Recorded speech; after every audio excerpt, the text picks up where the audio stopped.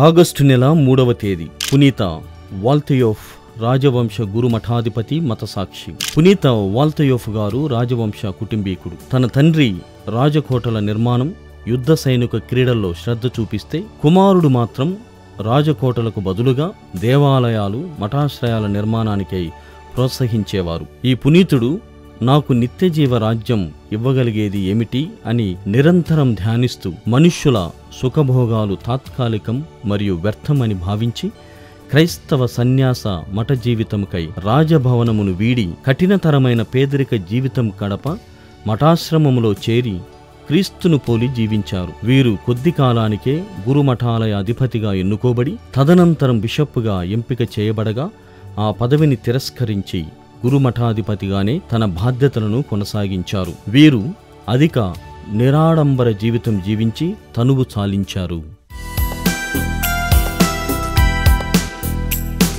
పునీత వాల్తయోఫ్ గారా